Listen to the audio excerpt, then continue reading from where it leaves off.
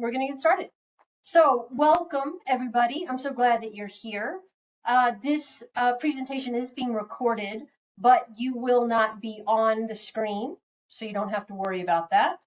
I, of course, invite you all to ask questions. Whenever you need to, you can unmute yourself. That's absolutely fine. And let me just introduce myself real quick. My name is Paige Corley, and I am a health educator here with Salt Lake County Aging and Adult Services. And today's presentation is about the independent lifestyle and what are the important elements of living an independent lifestyle. And I just have to preface this with, I am 53. I do have at least some time of my life living, right? I'm not talking from a youngster, a true youngster point of view. And these are just things that I've gotten through research on the internet. And also, I am currently a student at the University of Utah, in their gerontology, master's gerontology program. And so some of it I've gotten from my studies so far in that program. So I may have missed some things, but so if you have like, oh, I have something, what about this? Please say something and we can talk about that. All right. So those of you who are on here, you know me, you know I'm going to talk about exercise and fitness, right? I'm all about exercise and fitness. And to begin with, we are going to talk about overall health and how important that is in the independent lifestyle. And I've come up with 4 different categories in the overall health category that I feel are worth looking at when we're talking about maintaining as much independence as we can for as long as we can. And those 4 categories are sleep, nutrition, exercise, and stress management. And please know that these 4 components are all interlinked. They're all braided. What affects our sleep is nutrition. What affects our eating is exercise. What affects our sleep is exercise, right? So I'm presenting them in no particular order. And they do all kind of braid together and affect each other. So we're going to start, though, with sleep. And sleep is important. Sleep is super, super, super important. And I know we all know this, right? We hear about sleep. I think one of the things that's hard is sometimes we're given a number. You're supposed to get 8 hours of sleep. And you're like, well, I only get 6 and I feel pretty good. Or you hear you're supposed to get 7 hours sleep and you're like, I really need 9 hours of sleep to feel good. That is like we're going to talk about with a lot of these things. You have to find what amount of sleep helps you not just function, but helps you feel healthy. Because remember, being a zombie throughout the day is not, that's functioning, right? That's just kind of getting through the day. I'm talking about what amount of sleep do you need to wake up, not necessarily refreshed. We don't always wake up refreshed from a good night's sleep. Sometimes we wake up tired from a good night's sleep, but we go through the day feeling pretty good. What is that level of sleep that allows you to wake up, want to exercise, want to work your brain, want to be interacting with life? And that's going to vary for all of us. For me, it's 8 hours. I need at least 8 hours. I've always been a sleeper. I love my sleep. For others, it's 6. My husband doesn't need as much as me. Sometimes he gets too much sleep, and that has a negative effect, right? Then you kind of feel sluggish. So you really need to kind of look at your sleep. And I know what you're thinking. Some people might be like, yeah, but I have to get up in the middle of the night to pee, and I can't go back to sleep. We'll talk about that. I know that sometimes in times of stress, our brains keep us awake, right? What about this? Oh my gosh, a tornado is going to hit, or I know there's going to be a ton of snow and I'm going to have to get up early and shovel, whatever it is that's kind of going through your brain as you lay in bed. I'm no stranger to that. I know that that exists as well. And we're going to talk about that. So I know sleep is a hard thing. Some of us just have insomnia, right? And there's things that we can do. You avoid caffeine if that's something that you take in. You avoid alcohol a couple hours before you go to sleep. Maybe one of the ideas is you don't drink liquids within a couple of hours of going to sleep. Now, personally, I don't do that, but I can also go back to sleep when I wake up to go to the bathroom. So I don't want to limit my fluid intake. I like to drink my fluids, but I also can go back to sleep. But if you're one of those people who, once you wake up, you're awake, well, maybe that's a strategy that you use to minimize that fluid intake a couple of hours before you go to sleep. Going to the bathroom right before you go to sleep as a preventative measure. And of course, you've read all these things. Turn off your TV, get off of your phone, get off of your tablet. Have a routine that tells your body, hey, I'm about to go to sleep. Obviously, I think most of us, part of that is brushing our teeth, right? We go and we brush our teeth, but it might be dimming the lights. It might be reading from a book, or it might not be reading from a book, but it's not staring at your phone, and it's definitely not listening to the news. That's not a great way to quiet our brains right before we go to sleep. So again, I'm open for suggestions. This is very personal. We're not cookie cutter. What works for me to go to sleep might not work for you. So if you have suggestions, of course, let me know. The next area is nutrition. And nutrition is tricky. It's kind of like sleep, right? What is healthy for me might not be healthy for somebody else. There are a lot of healthy foods that might affect you or I differently. If you have a sensitive stomach, if you're prone to inflammation, even some vegetables might cause inflammation in your body. So you really need to start to pay attention to how your body reacts to foods.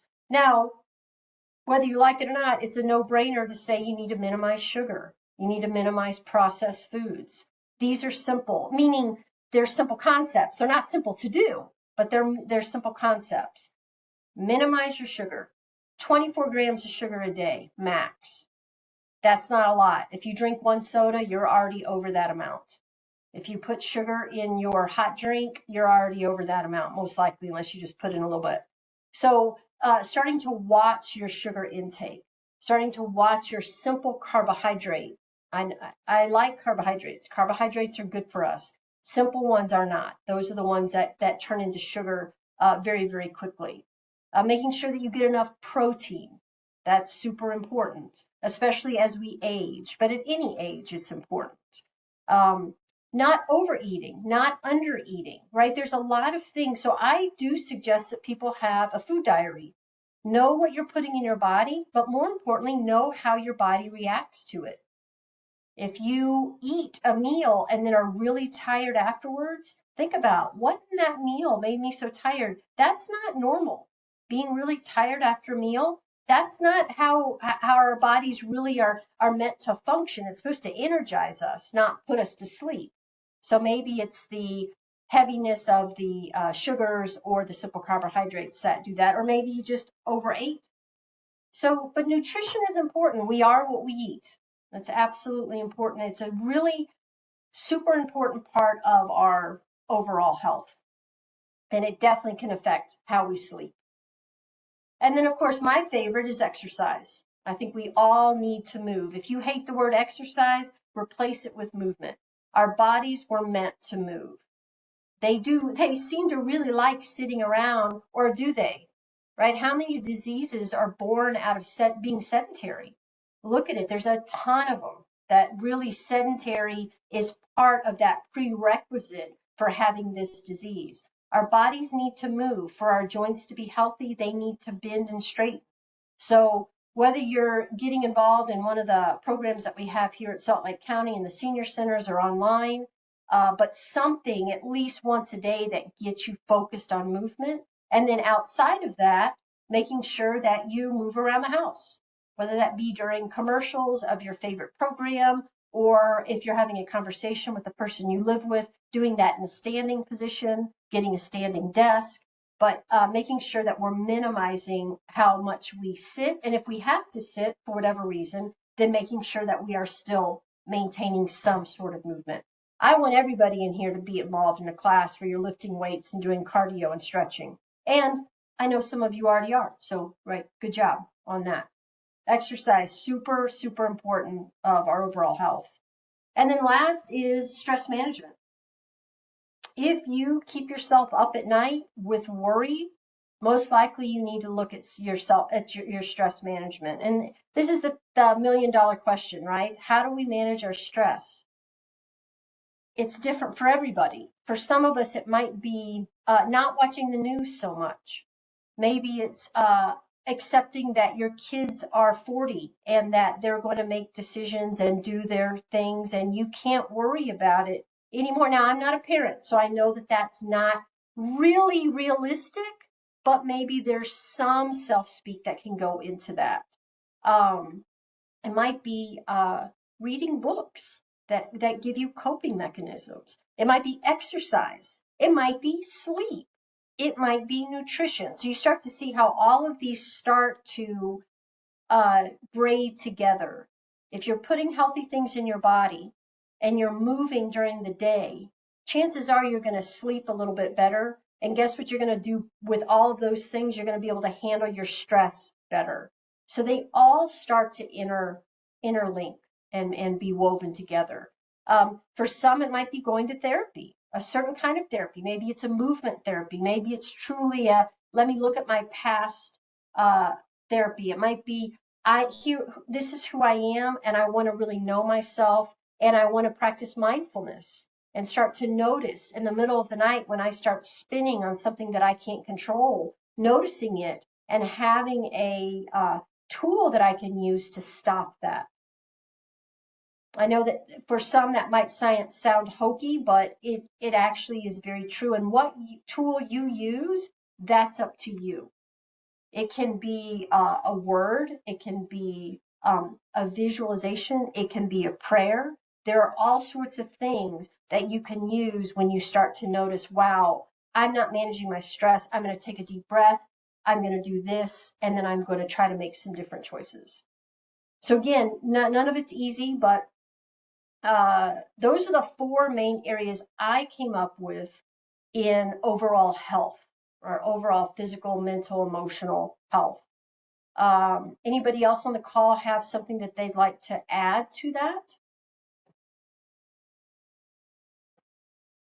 If you do, you unmute yourself or put it in the chat.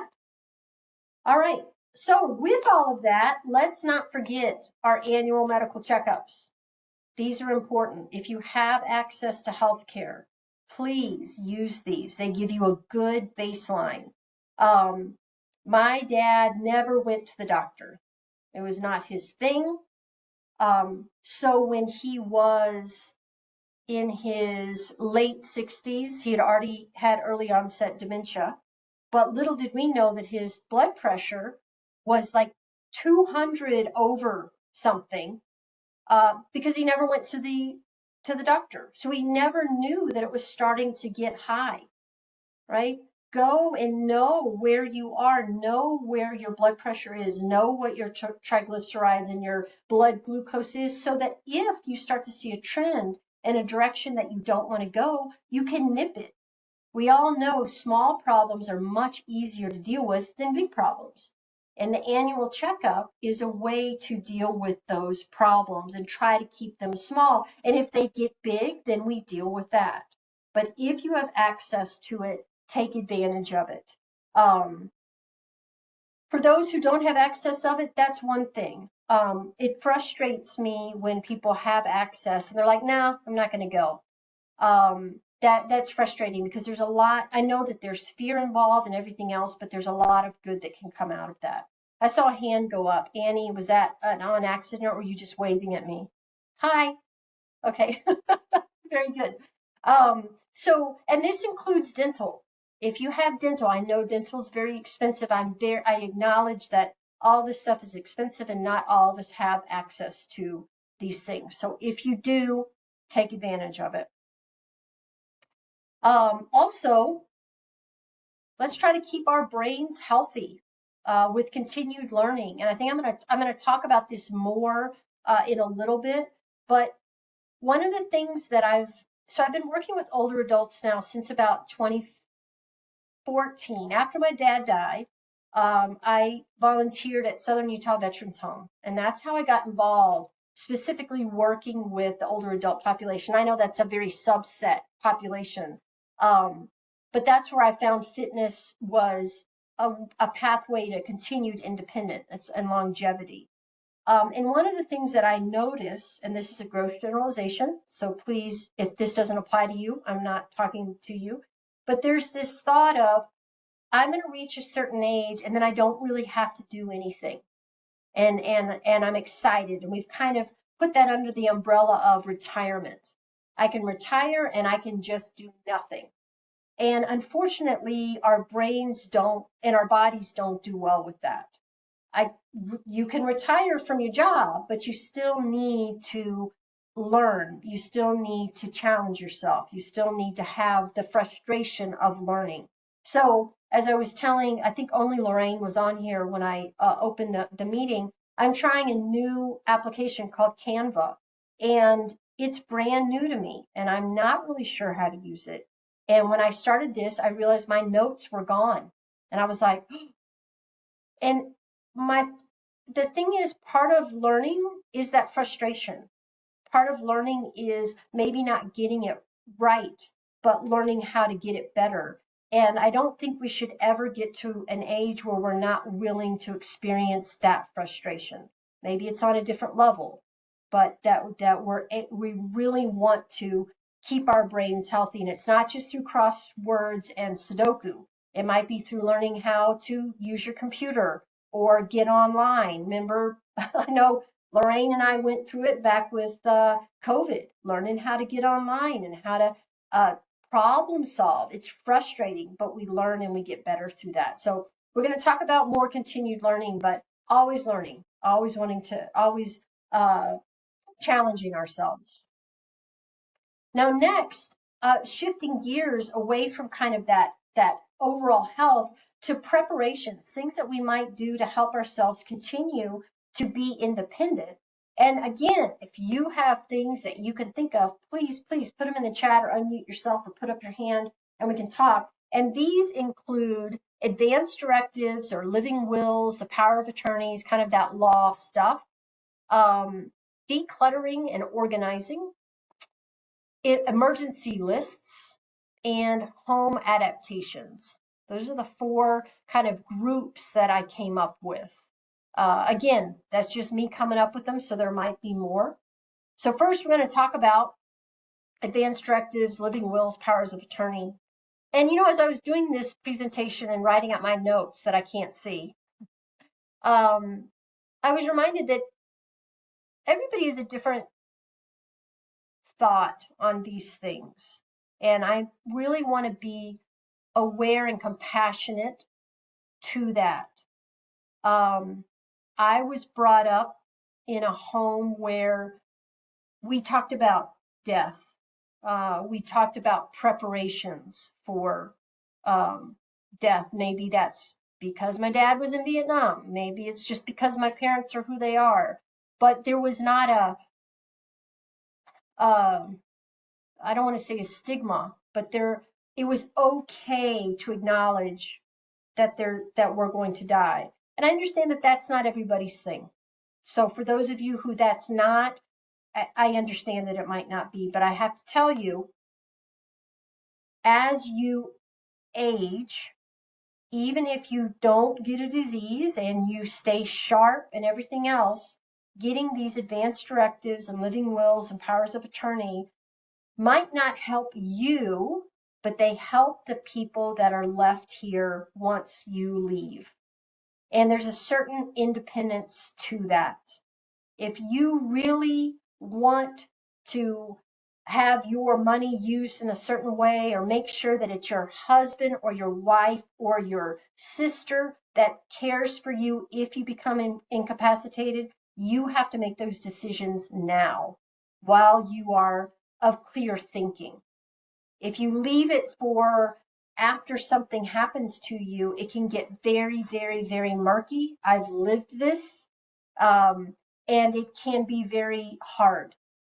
So however you want to take that, there are different things that you can do to help ease some of the suffering that those who are left to care for us have to deal with. And this can be a catastrophic event that happens to us, or a disease that builds itself through our lives.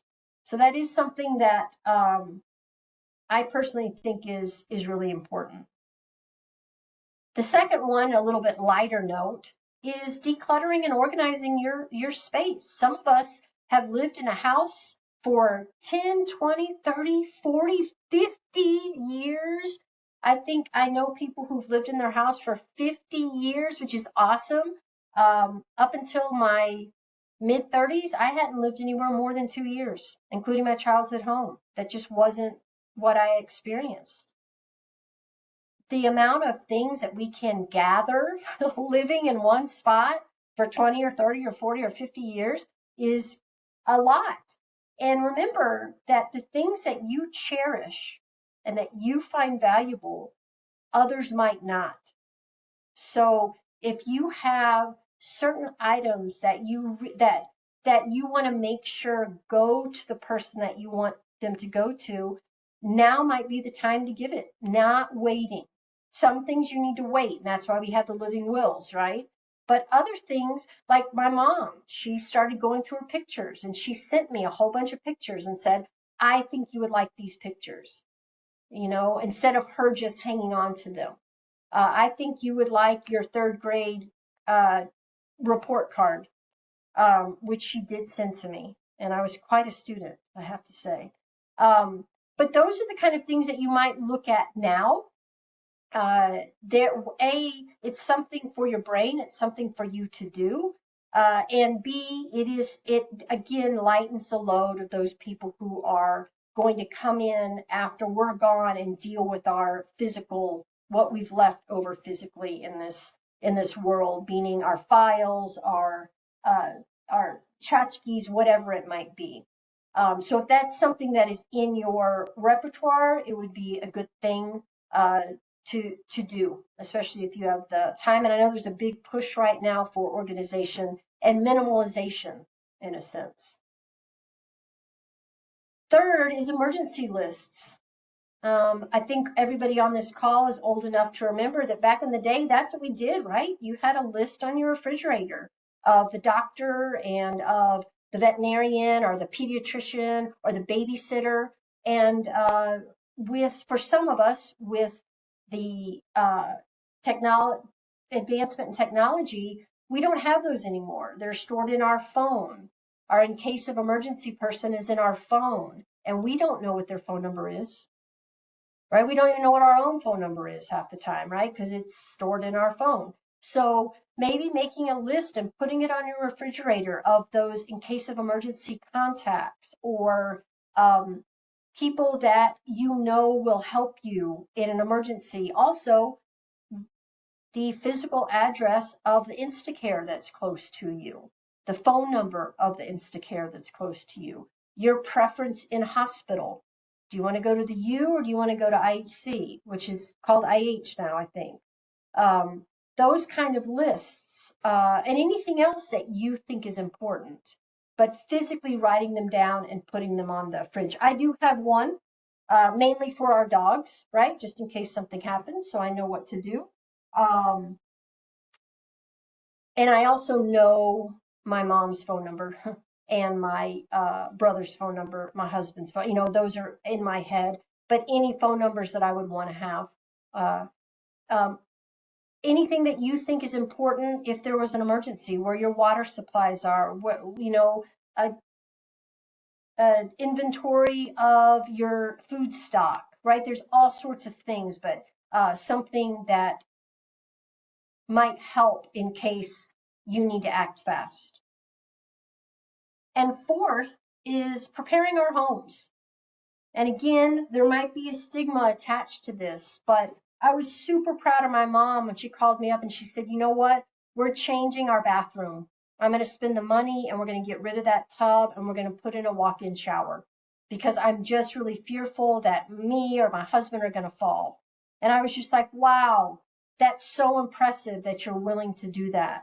Now, they had the money to do this, and some of us don't have the money to do this, but there are places that will help you. Let's say that you have stairs into your home and you need a ramp built, not necessarily because you're in a wheelchair, but because a ramp is just going to be easier to navigate. And there's a place in Salt Lake City called Assist. And of course, I had this on my my notes. It's ASSITutah.com, and that is a not-for-profit organization that will come into your home and do these changes to your home, and sometimes with financial support. Now, obviously, if you can pay for it, there's still a place that you can go and say, I want to age in place. I want to stay in my home. I need to make these changes so that I can stay in my home, right? That's going to be less than moving. The other thought is, and I know that there's a big thought about, I need to age in place. I need to stay in my own home. Maybe your home is too much. I look at my home and think, you know what? I don't want to be doing this yard work for the rest of my life. I don't want to be shoveling my 2 driveways for the rest of my life. I don't want to shovel this sidewalk so those little kiddies don't have to walk through all the snow on their way to school. I can do it now, no problem. But in 10 or 15 years, I don't know that I want to have to do that. So maybe thinking, can I move? Can I move to a place that has those things taken care of? And yes, I'd be moving out of my home, but do the pros and cons outweigh each other for moving into a place where I can be more independent? I don't have all these things that I have to deal with. If you have the money to pay, or you can get in touch with the services to shovel or do your yard work, great. But what if you can't? And then you start getting fined by the city. If you live in Mill Creek, right, they start to fine you. Hey, your weeds are too high. What the heck, right? So you may be thinking about all of these things, and opening your mind to staying in my home might not be the best thing. I might actually be happier and more independent in an apartment where I don't have to deal with A, B, and C. Or, no, I want to stay in my house, so I need to look at how can I keep myself in this house longer. Hopefully that makes sense. I'm trying to be open-minded, right, and hit all the different ways of thinking. So with that, let's not forget to minimize our dependence on others. Now I'm going to use a really cliche, stereotypical thing. The older gentleman whose wife has passed away, who doesn't know how to cook. Now that is meant to be a stereotype. But guess what? They exist, right? You have somebody whose partner has always cooked and cleaned, and that person passes away, and that other partner is lost. They're like, I don't know how to cook. Well, learn how to cook. If you notice that your partner is doing the heavy lifting in some certain area of your life, learn how to do that. Now, let's say that my husband is in charge of changing the oil.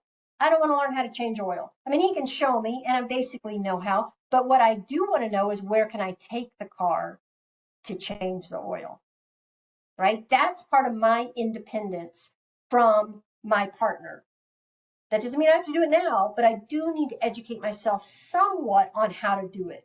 Same thing with cooking, passwords, banking. Banking is huge. Where's the living will? What's the combination to the safe where you keep all of the important documents, right? This is something that both people should know. How to do laundry. I mean, these are simple things, but it's amazing. We get to the point where we depend on somebody else to do it, and there's nothing wrong with that. That's called splitting the duties, right? That's part of a good relationship. But there's that point where if it makes you lose your independence because you don't know how to do it, maybe now is the time to start to learn how to do those things. And with that, online banking. If you have switched to online banking, like in my house, I'm in charge of that. I do all of that. I set up our utilities. I have all the passwords. I have all the apps. And I also have a Excel spreadsheet that has all the passwords. It has everything, what's taken out of our credit card, what's taken out of our bank account, so that if something were to happen to me, my husband can at least somehow access that information. He should have, he should know how to, access our power bill, right? Right now he doesn't. I do all of that, but at least I've given him a breadcrumb, right? A trail to how to do that. Now, obviously you're smart, you can figure it out, but why not help that person along? So nowadays with the technology advancements, make sure that your partner is in on that kind of information in case for some reason you're not around to help. Getting down to it here, volunteer. Get out of your house, help some people, give back. Salt Lake County has a ton of volunteer opportunities. Some of them are Meals on Wheels, and you can do it twice a month or once a month for 1 hour. Some of them are a little bit more like a part-time job. Some of them come with stipends. Health promotion, we have volunteers, and you have like a twice a week for 8-week commitment, and that's it. Maybe twice a year you would do that. And you can teach some of our evidence-based classes. For those of you who are like, I want to think a little bit more, I want to learn a little bit more, we have those opportunities. Many of them come with a pretty nice stipend. I know with volunteering, a lot of us think, well, I'm doing this for free. Well, think of the stipend as your gas money. It's just a way to help facilitate your volunteering. You don't have to go with Salt Lake County. You can go with the elementary school up the street, or the hospital, or one of the long-term care facilities that are in the area. There's a ton of wonderful organizations in Salt Lake County and Salt Lake City and the surrounding cities that really are helpful to people, and they need volunteers. They do. So even if I think sometimes we think, oh, I don't want to volunteer, I don't know about it. Well, they train you. Or I don't want to give too much of a commitment. Find an organization that doesn't require you giving more than what you want to give. Salt Lake County is one of those for sure. You also feel good. You feel good about yourself. You come home and you think, I did something good today. I helped somebody. It's a great feeling. My fuel is often on helping people. I mean, I'm very lucky. My job is helping people. So I can go home and think, all right, I helped somebody today. It's a good feeling for sure. Helps you sleep better. And lastly, we kind of talked about this. Well, we didn't talk continuing education. Now that I think about that, with continuing education, SLIC, so Salt Lake Community College, the University of Utah, and Osher are all, if you're over a certain age, I think if you're over 60, you can take up to 9 hours of college courses. You don't get credit, but you can audit college courses at the U for $25. 25 bucks. That's it. I think that covers up to 9 hours. So you can go back to school and learn, and you could learn and you could apply it to another job. And again, I know for some people it's like, oh, I work to retire. Well, maybe you need to rethink that. Maybe working is good for you. Maybe working creates a routine in your life. And I'm not saying you got to get a job that's high risk and high stress. There are other jobs out there, and there's a big push right now for taking these retired, smart, older adults and somehow courting them back into the workforce. So I put up here, you got Workforce 50, WORKFORCE 50, the numbers.com, and retiredbrains.com. Those were only the two that I was able to find. One of them came out of my textbook that specialize in older adults, giving you training, giving you ideas of where you could work. I think some of us think, oh yeah, I could work at the plant nursery up the road or at the Home Depot. And I'm thinking outside of those. I think those are great too. But if you're so inclined, you can go back to work and make a little money, especially if you're worried about your economic security as we age or as you age. So excuse me. that's just something to consider. If you are retired, to either going back to work or volunteering, but doing something in your life that gets you out in that community, and that helps your independence. You meet people, you remain social. We're finding that part of that overall health, and I probably should have included it on that overall health page, is social. We found that during COVID, people who were socially isolated succumbed to that disease much quicker than those who were out and about, or during that time when they were forced to be socially isolated, the toll that it took on their mental and physical well-being. So those are the things that I came up with. Does anybody else have any ideas or thoughts that they would like to add? Yes, Lorraine.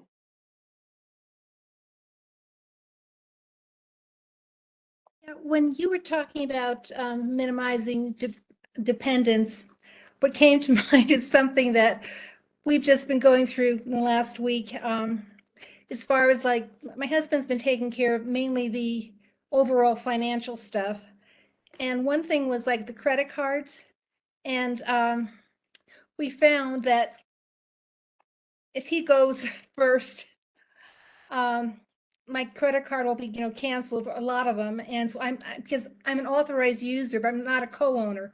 So we're putting things in place so that I know which accounts I'm, an owner and which not. And was really surprising me because we've had some of these accounts for quite a while, but it just never dawned on me. So we're looking into that and other things as far as like, so that I become more aware. I mean, don't want it to happen to him, but just so that I know more what's going on the financial end of things.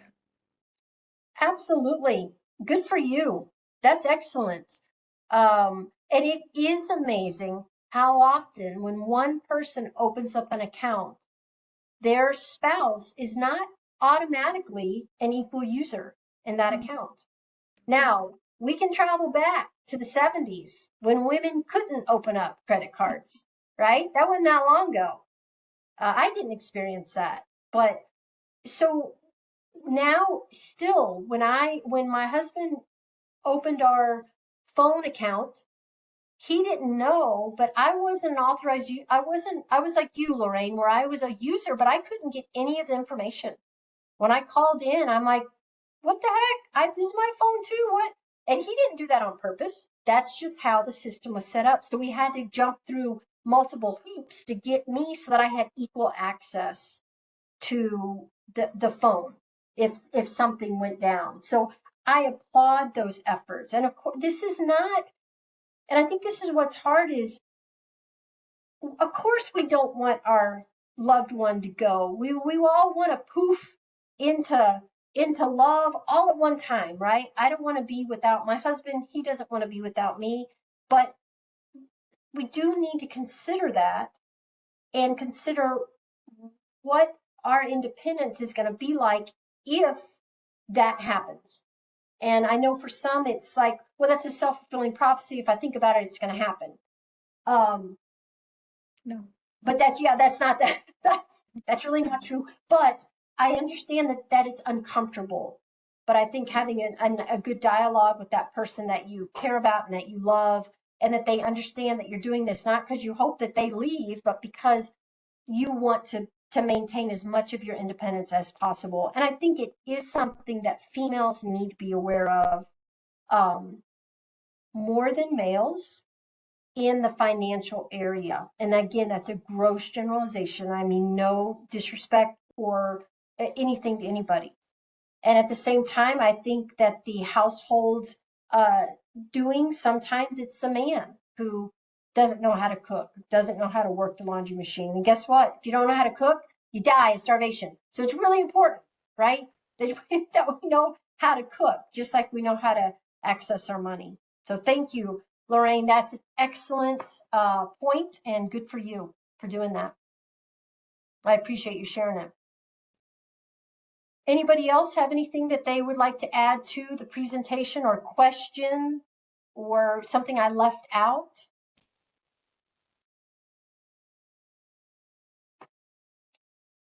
Well, I really appreciate you being here and spending this time with me and allowing me to kind of flounder through my new presentation. I'm very excited about it. I think it's only going to get better, the new way that we can present things here at the county.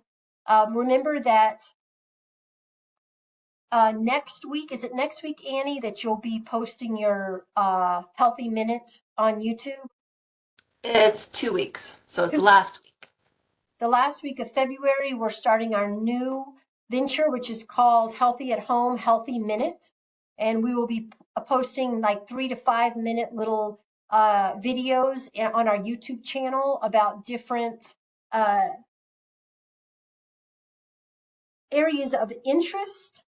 And Annie is doing one in a couple weeks on, can you give us the title? It'll be on walking in the wintertime, how to walk safely outside. I've got tips and tricks and tools, and I'll be demonstrating how to use all of those.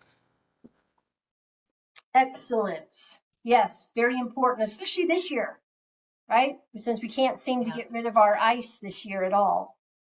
All right. Well, thank you, Annie. Thanks for updating me on that. And thank you, everybody else, for being here today and spending the last 45 minutes with me.